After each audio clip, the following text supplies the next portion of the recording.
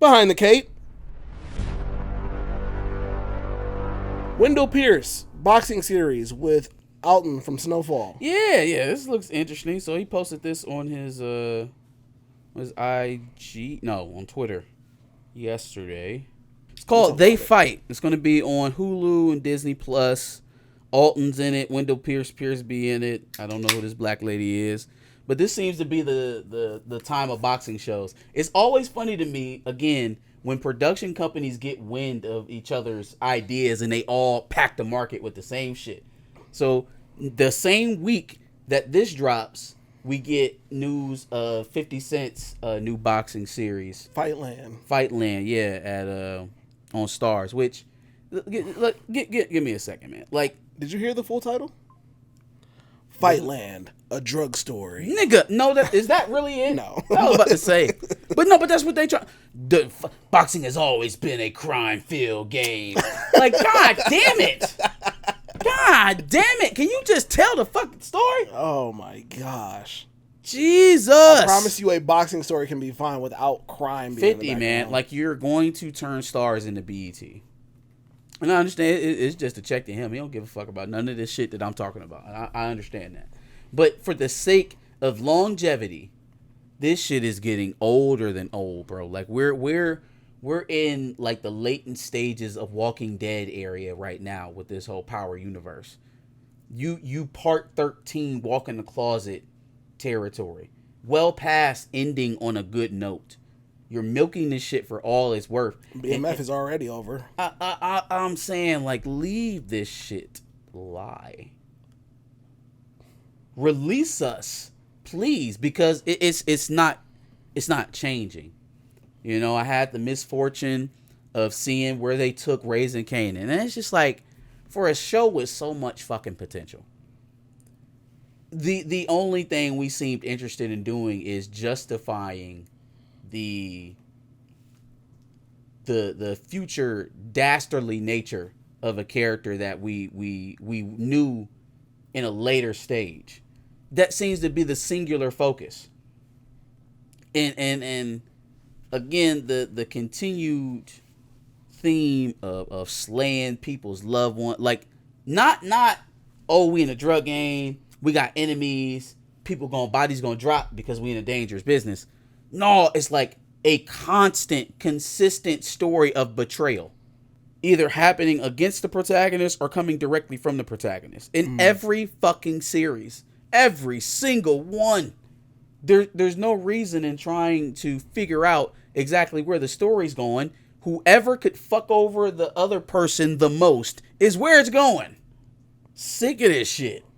Now, we're at a point where we're going to have two series about the same era, the same prequel era running concurrently. We're going to have Raising Kanan and Power Origins running at the same fucking time. Isn't this the last season of Kanan? I don't know. I don't know. I thought this shit was done. I did too. Thought we were wrapping this up to do something else. Now that I'm seeing that like you want to become hip hop Tyler Perry, you can have that. No, shit, he doesn't want to become hip hop Tyler Perry. He wants to become drug kingpin Tyler Perry. You can have all of this shit. This nigga ain't interested in telling a single story about shit, but selling dope. Nigga, you ain't sold dope in years. What else do you think about? What other life ambitions do you have? It's like, oh well, I can't make the money off the dope the rec way, so I'll just tell dope stories until I die. If it ain't broke, don't fix it. God damn, no, it's broke. This shit is broke. You ricketing around the neighborhood, nigga. We hear you 3 blocks off. We hear you coming. Oh, muffler on the ground. The shit is broke. Whew. Them Starz checks don't say that though. Okay, cool, man. Everything that make money ain't good. Everything that makes money ain't good. Just because there's a mindless crowd of sheep waiting to eat their blaxploitation doesn't mean that that's where you have to park yourself permanently. Gotta be able to do something else. Yeah. Mofly said they pump so much criminality in our community, but never give us organizing to fight the system. That's why I could never get into power. They don't give us anything. There is no balance to the storytelling at all. It is the worst version that you could possibly be as a person consistently. That show is so devoid of any humanity. It gets stomped out. Anytime somebody shows a bit of normalcy or conscience, they usually end up dead. Yeah. They're fodder. Absolutely. Let's see. I watch Raising Kanan, and the only thing that bothers me about it, hip-hop culture wasn't a character in the series. New York was not a character in the series. They're not focused on setting. They're not focused on expanding on Queens, Jamaica. They're focused on giving you new drug dealers, new stories about drugs. That's it. Murder, kill, fuck scene. Fuck scene, murder, kill. You know, we can change up the order a little bit, but we need the same criteria. It's the same ingredients. Yep. All right, talk to me about the Paramount WB merger. Oh, yeah, so a lot of ups and downs this week. Got some approvals, got some investigations launched. It's going to be a battle. It is going to be a battle. And this is what I was thinking initially when they went so hard to get, to push that price way up, went and got the UAE bucks to help pay for it. That it wasn't a guarantee that they were just going to be able to slide through the legislation path of this stuff or the judicial process of this stuff. Mm-hmm. So bunch of New Zealand, Australia, Bulgaria, I don't know, smaller countries approved the sale. The United States Justice Department approved it as well, which I guess we can kind of see it coming. The thing is that it's not just a Justice Department decision for a merger of this sale. There are also local municipalities, right? States can challenge the legality of it. Other countries where the company operates can challenge the legality of the merger. The UK is challenging, as well as the state of California. So there's also reporting out right now that Netflix is spearheading the effort in trying to get that merger blasted apart. It would be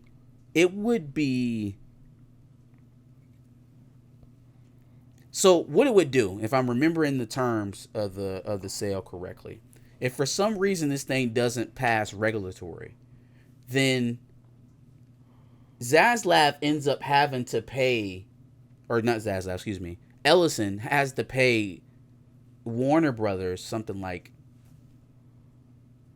it's like $600 or $700 billion or something like that as like a cancellation. No, million. I don't think it's 700 billion. Yeah, it's a lot of money. But then they get to take that money and just go back to operating Warner Brothers. Yeah. Like they have to pay Warner Brothers because it didn't go through, and then Warner Brothers can just say, "All right, well, we can take this and go back. Yeah, we can go back to work." So there's even incentive for the purchased at this point to kind of tank the deal. Like they already paid us. At this point, we can't be said to have not turned it down enough. We turned it down several times until they paid us a price that couldn't have been turned down. And then, we sat through it in good faith all the way through the regulatory process, and it didn't make it through. Give us our money. Give us our money. Let's go make Sinners too. That seems like a win-win for them, for sure. I don't know. Like we'll see how it goes. Run and own this company, but we came up on almost $1 billion. Yeah, we'll see how it ends up, but right now it's not as clear of a road as it looked maybe a couple months ago. So, yeah, that's where we're at with that. Okay. Tyra Banks sues for defamation. Yeah, apparently there was a America's Next Top Model documentary or something like that. Yeah. Out there. Yep. She's suing Netflix for defamation over the reality check inside America's Next Top Model. The suit alleges that producers cherry-picked just 16 minutes of the 3-hour interview to construct a false narrative. I mean, she was definitely in that thing looking like a villain from what I seen. They were talking about it, but Yeah. I don't know how else you were supposed to, what context you were supposed to put I would that say the stuff 16 in. minutes was still a part of it. Yeah. So, like, unless the other 2 hours and 45 minutes provided context to that specific 16 minutes somehow that the documentary didn't provide. Yeah, I can't say I was a gigantic America's Next Top Model fan. I knew the show existed. But I did hear she probably was. the extent. I didn't see the documentary, but I did hear she was kind of wilding at points.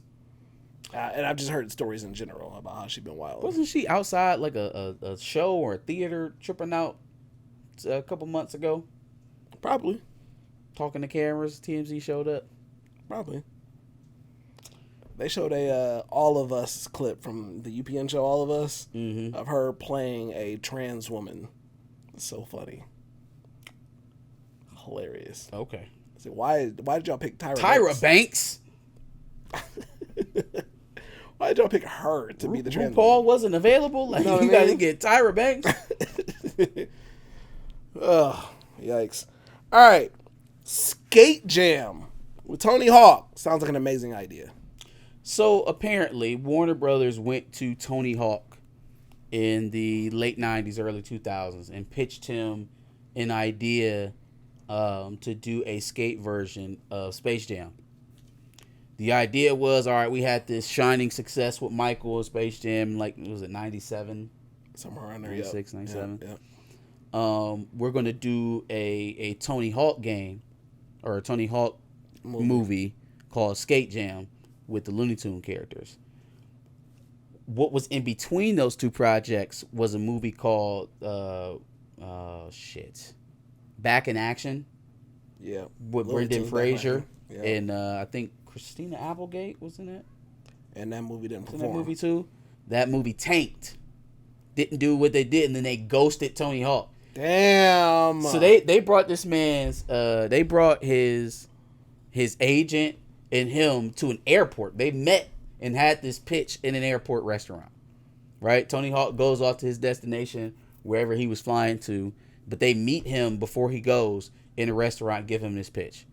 So he gets back from his trip and he's calling his agent like, all right, what's up with Skate Jam? When we gonna start shooting? They promised my man $1 million advance in the year 2000. In the year 2000. So he gets back from his trip and they're like, yeah, no, they ghosted him at first. Mm-hmm. So they finally get back in touch with his agent, and his agent's like, yeah, they didn't make shit off the Brendan Fraser film, so damn, like, yeah, we're going somewhere else. And that was like in the middle of the Tony Hawk Pro Skater video games. Yeah, I honestly don't know if it would have had the same impact of a Space Jam. That don't mean that they couldn't have made no more money. It would have made more money than the Brendan Fraser movie. Yep. But because then you tie it just like you did with Space Jam. You tied it to Michael Jordan. I mean, Brendan Fraser was big at that time. The Mummy, he was George of the Jungle. He was hot. But is Brendan Fraser what Michael Jordan was to kids at that time, and then subsequently Tony Hawk? Yeah, it's tough to call. No, what would have been? What could have been? All right, talk to me about this horror film that Nas has executive produced. This shit came out of left field for me. So apparently, Nas has been working with Eli Roth. They have a production company. The name of the movie is called The Ice Cream Man. All right. There's a new trailer out, debuted this month. Premise is a forthcoming slasher flick revolves around a small town children's going murderous rampage after being served ice cream from a mysterious merchant. Nas serves as the executive producer through Mass Appeal's partnership with Roth's new production company, The Horror Section. He launched that in 2025. So, Mass Appeal, that's Nas.